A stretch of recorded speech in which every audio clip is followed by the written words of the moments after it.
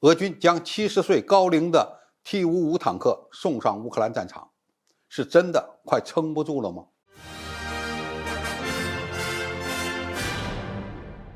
观众朋友，大家好，我是付天少。正在进行的俄乌冲突，俄罗斯军队的钢铁洪流非但未能取得明显战术优势，反而在便携式反坦克武器和火炮的打击下损失惨重。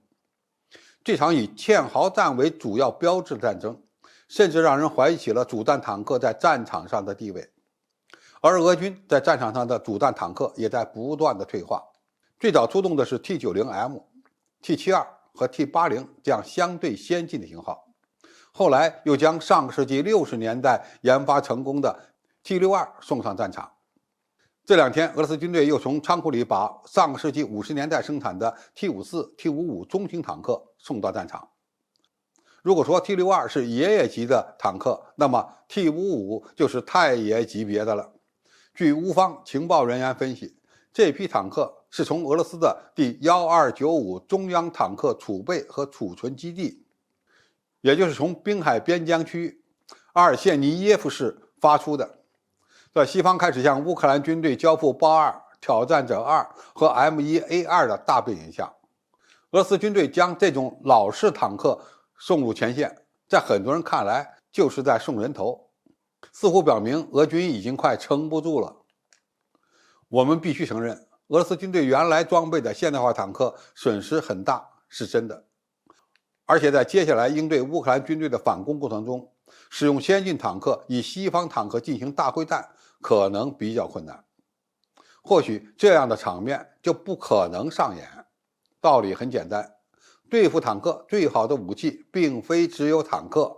还有反坦克导弹、火炮和武装直升机。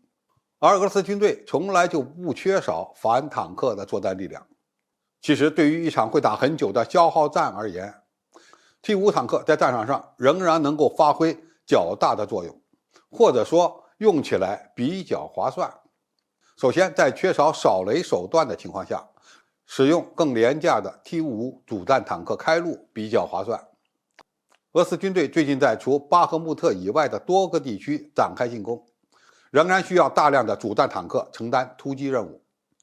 但是你用 T92M 和 T55在面对乌克兰军队的反坦克地雷阵时，效果是没有差别的，反正出现的都是炸坏履带的结果。如果俄罗斯军队将 T55坦克用得好，能改进成简单的自动驾驶型号，用于突破乌军的地雷战还是非常有用的。第二， T-55主战坦克可以在防线上充当火力点使用。现在反坦克的主要手段是火炮和反坦克导弹，所以 T-55就算到了前线，也不是用于对付坦克的，而是可以帮助俄军打击乌克兰的装甲车和步兵的威胁。用 T-55坦克打西方的步兵战车，具有明显的非对称优势。而且乌克兰军队当前用于进行试探性进攻的主要还是步兵战车。第三， T-55主战坦克就算在战场受损，俄罗斯也承担得起。对乌克兰装备的西方反坦克导弹而言， T-55和 T92M 的生存能力相差并不大，几乎都是一发导弹完事儿。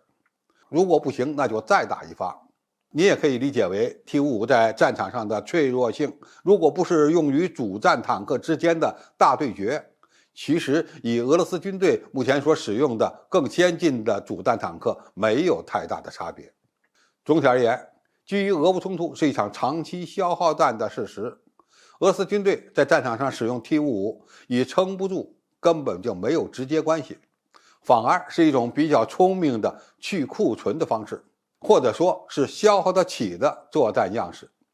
特别是在乌克兰军队可能发动反攻的当下，使用 T-55建立更大的防御纵深，用来打击乌军的装甲运兵车和步战车。在这方面， T-55主战坦克完全可以胜任。好，今天的评述就到这里，谢谢大家收看，我们下期再见。